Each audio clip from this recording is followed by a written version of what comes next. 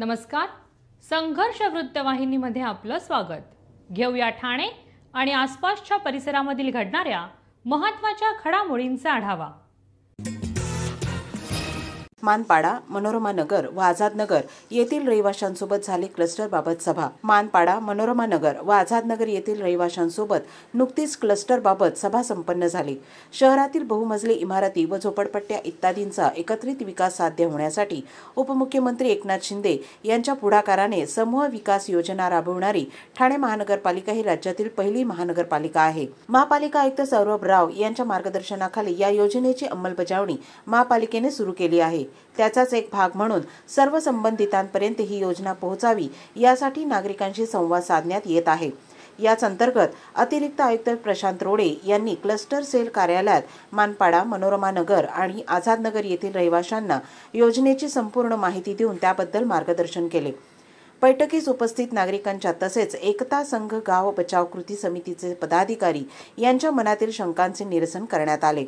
योजनेच्या संकल्पनेबाबत नागरिकांनी समाधान व्यक्त केले आहे. तसेच योजनेत संपूर्ण सहकार्य करण्याचे आश्वासन दिले आहे.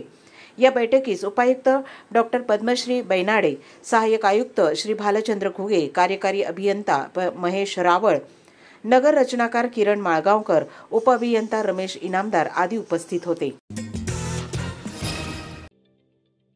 ठाणे महानगरपालिकेचे मालमत्ता कर म्हणजेच प्रॉपर्टी टॅक्स भरण्याचे आवाहन. सन 2022-23 या आर्थिक वर्षाचे मालमत्ता कराचे म्हणजेच प्रॉपर्टी टॅक्सचे बिल ठाणेकर करदात्यांना महापालिकेमार्फत आर्थिक वर्षाच्या सुरुवातीस म्हणजेच माहे एप्रिल 2022 मध्ये देण्यात आलेले आहे. तथापि अद्यापही काही करदात्यांनी मालमत्ता कर महापालिकेकडे जमा केलेला नाही. सध्या आर्थिक वर्षाचा अंतिम टप्पा सुरू झाला आहे. मालमत्ता कर वसुलीसाठी महापालिकेतर्फे कडक कारवाई हाती घेण्यात आली आहे. या अंतर्गत जंगम मालमत्ता, टीव्ही, फ्रीज, वाहन व इतर जप्त करणे तसेच स्थावर मालमत्ता वॉरंट बजावून जप्त करण्यात येत असून मालमत्तेचा जाहीर विक्रीद्वारे लिलाव करून कराची रक्कम वसूल करण्यात येत आहे. मालमत्तेस पाणी पुरवठा करण्यात येणारे नळ संयोजन खंडित करण्यात येत आहेत. त्याचप्रमाणे थकीत मालमत्ता करावर 2% व्याज आकारले जात असल्याने भरावयाची रक्कम वाढत आहे. आपला मालमत्ता कर propertytax.thanecity.gov.in या लिंकद्वारे तसंच गुगल पे, फोन पे, पेटीएम याद्वारे ऑनलाईन पद्धतीने करण्याची सुविधा उपलब्ध करून दिली आहे. शनिवार, रविवार व सार्वजनिक सुट्टीच्या दिवशी नागरिकांना मालमत्ता कर भरणे सोयीचे व्हावे याकरता महापालिकेचे मालमत्ता कर संलग्न कार्यालय या दिवशी कार्यान्वित ठेवण्यात आलेले आहे. तरी मालमत्ता कर वसुलीची अप्रिय कारवाई टाळण्याच्या दृष्टिकोनातून मालमत्ता कर भरून महापालिकेस सहकार्य करावे. धन्यवाद. शहर विकास विभागाकडून आर्थिक लाभाचे निर्णय. ठाणे महापालिकेच्या शहर विकास विभागातर्फे शहराच्या विकासाचे निर्णय न घेता व्यक्तिगत आर्थिक हिताचे चुकीचे निर्णय घेतले जात असल्याचा गंभीर आरोप शिंदे सेनेचे आमदार प्रताप सरनाईक यांनी केला. शहर विकास विभागाच्या गलथान कारभारावर लक्ष ठेवावे अशी मागणी त्यांनी आयुक्त सौरभ राव यांच्याकडे निवेदनाद्वारे केली. विहंग व्हॅली ते हावरे सिटी पर्यंतचा 40 मीटरचा रस्ता हा ग्रीन झोन मधून वळविण्यात आला असून विकासकांच्या फायद्याच्या दृष्टीने या रस्त्यावरील आर झोनचा चटईत निर्देशांक व आर झोनचे नियम धाब्यावर बसून विकासकांना आर झोनचा फायदा दिला आहे. पोरबंदर रोडवरील पातलीपाडा येथील हिरानंदानी वनशेजारील जागेवर आदिवासी जमीन तसेच सनद व ULC कायद्याअंतर्गत अनेक त्रुटी असल्यामुळे तत्कालीन आयुक्त संजीव जयस्वाल यांनी सदरचे प्रकरण नामंजूर केले होते. परंतु आता सदरच्या भूखंडावरील बांधकामाचे नकाशे नियमबाह्य मंजूर केल्याचा दावा सरनाईक यांनी केला. शिवायनगर येथील नेकंठ हाइट्स या सोसायटीचा FSI त्याच सोसायटीच्या मोकळ्या भूखंडावर उभारण्यात येत असलेल्या प्रकल्पात विकासक वापरत असल्याची तक्रार सोसायटीच्या सभासदांनी दिली असतानाही त्याकडे लक्ष दिले जात नाही. तसेच या भूखंडावर असलेले हाऊस फॉर डी हाऊसची घरे महानगरपालिकेच्या ताब्यात आलेली नाहीत याकडे त्यांनी लक्ष वेधले. रिझर्व्ह बँकेने गृहकर्जाचे दर स्थिर ठेवल्याने गृहशोधकांनी त्यांचे स्वप्नातील घरे प्रत्यक्षात आणावेत. जितेंद्र मेहता. भारतीय रिझर्व्ह बँक RBIने आपल्या धोरण आढाव्यात रोख राखीव प्रमाण CRR 4% कमी करताना रेपो दरासाठी स्थिती कायम ठेवली. जितेंद्र मेहता अध्यक्ष क्रेडाई MCHI ठाणे म्हणाले, रेपो दरात कपात झाल्याने ठाण्यातील रिअल इस्टेट परिस्थितीत घरांच्या विक्रीला गती मिळण्यास मदत झाली असती। त्याचवेळी गृहकर्जाचे व्याजदर तुलनेने परवडणारे राहिल्याने कर्जदार आकर्षित होतील आणि त्यामुळे ठाण्यातील गृह खरेदीवर सकारात्मक परिणाम दिसून येतील। RBIने सलग 11व्यांदा रेपो दर 6.5% वर अपरिवर्तित ठेवले आहेत। आर्थिक वाढीचा वेग आणि चलनवाढीचा ट्रेंड अलीकडेच मंदावलेली रिझर्व्ह बँकेचा हा परिणाम असेल असेही ते म्हणाले। CRR मधील कपातीचा सकारात्मक परिणाम होईल कारण बँकांची कर्ज देण्याची क्षमता अधिक असेल।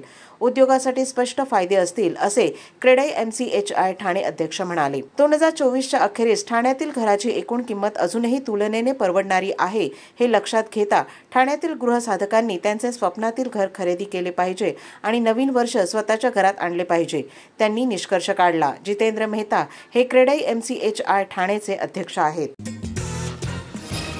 उपमुख्यमंत्री एकनाथ शिंदे यांचे ठाण्यात जंगी स्वागत। राज्यात गुरुवारी नव्याने स्थापन झालेल्या देवेंद्र फडणवीस सरकारमध्ये एकनाथ शिंदे यांनी उपमुख्यमंत्री पदाची शपथ घेतली।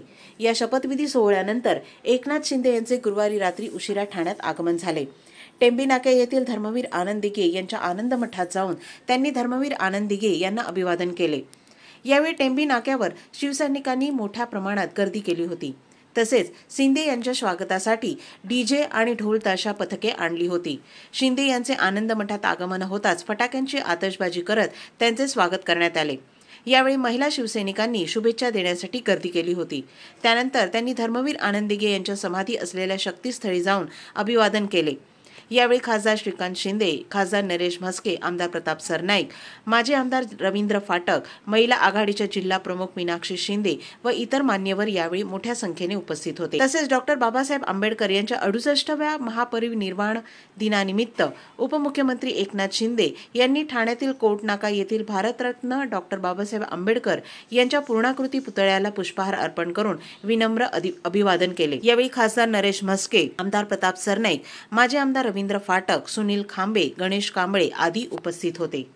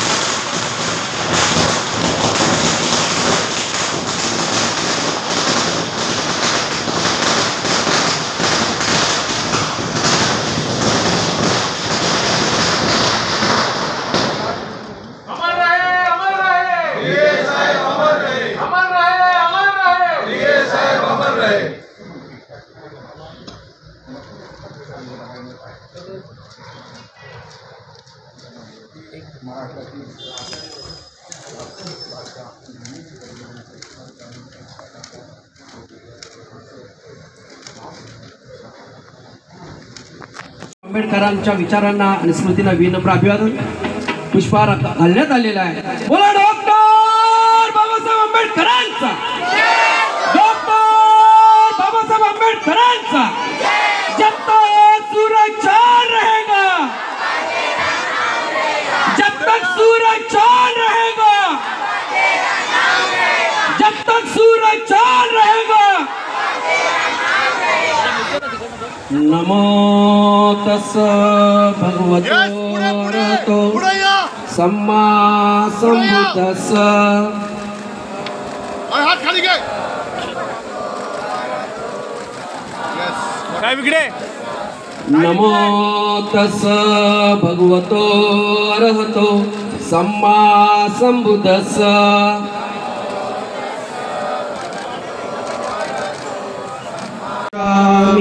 द्वितीयंपि संघं शरणं गच्छामि तृतीयंपि बुद्धं शरणं गच्छामि तृतीयंपि संघं शरणं गच्छामि तृतीयंपि संघं शरणं गच्छामि पाणातिपाता वेरमणि सिक्खापदं समादियामि अदिन्नदाना वेरमणि सिक्खापदं समादियामि कामेषु मिच्छाचारा वेरमणि सिक्खापदं समादियामि मुसावादा वेरमणि सिक्खापदं समादियामि। ठाणे शहर दैनिक पत्रकार संघाच्या वतीने डॉक्टर बाबासाहेबांना अभिवादन। समतामूलक विचारांचा प्रचार प्रसार करण्याची जबाबदारी आपलीच। आयुक्त सौरभ राव। डॉक्टर बाबासाहेब आंबेडकर यांनी या देशाला फक्त संविधानच दिले नाही तर सामाजिक समता, बंधुता हे विचारही दिले आहेत। आजच्या दिवशी त्यांचे विचार अधिक ताकदीने प्रसारित करण्याची जबाबदारी आपली आहे, असे प्रतिपादन ठाणे महानगरपालिका आयुक्त सौरभ राव यांनी केले।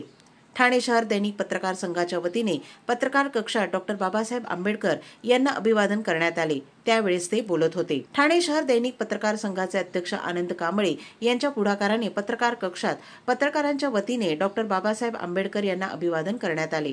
या प्रसंगी अतिरिक्त आयुक्त संदीप माळवी, अतिरिक्त आयुक्त प्रशांत रोडे, उपायुक्त मनीष जोशी, बिरारे, गोदापुरे आदी उपस्थित होते। यावेळी सौरभ राव यांनी डॉक्टर बाबासाहेब आंबेडकर यांच्या महापरिनिर्वाण दिन म्हणजे कृतज्ञता व्यक्त करण्याचा दिवस आहे। त्यांनी आखून दिलेल्या मार्गावर समाजाने चालावे यासाठी पत्रकारांची जबाबदारी मोठी आहे असे सांगितले। या प्रसंगी पत्रकार बंधू भगिनी मोठ्या संख्येने उपस्थित होते।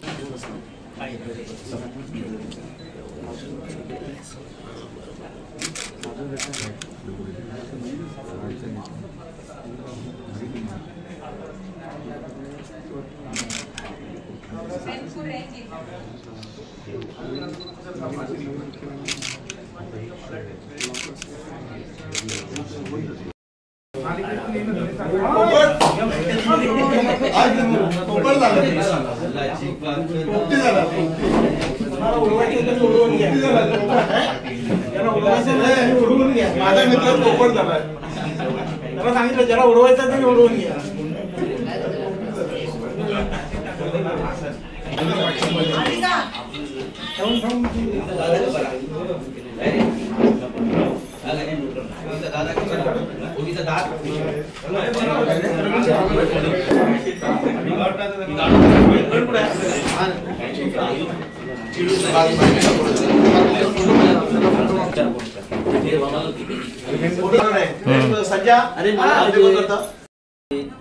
माझे ठाणा म्युनिसिपल कॉर्पोरेशनची पूर्ण टीम, पूर्ण कुटुंब यांच्या वतीने बाबासाहेबांना मानाचा मुजरा करतो।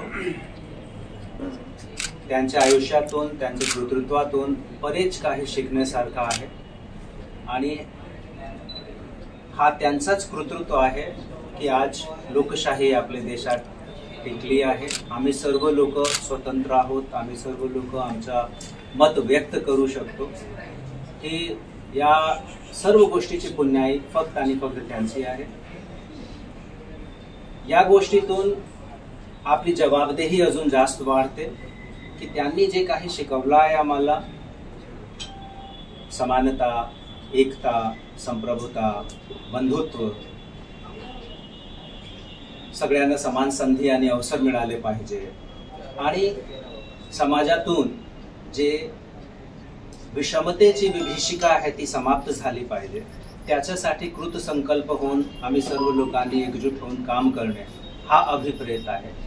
या दिवसाला आम्ही सर्व लोक मिळून आम्हाला हा एक संकल्प घेतला पाहिजे की त्यांनी जे आम्हाला शिकवलं आहे किंवा त्यांचे स्वप्नाचा जे संविधान होता, स्वप्नाची जे घटना होती, जे देश होता, तो घडवण्यामध्ये आम्ही सर्व लोक हात धरला।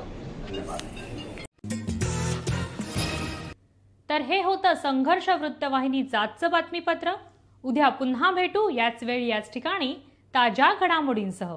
तोपर्यंत नमस्कार।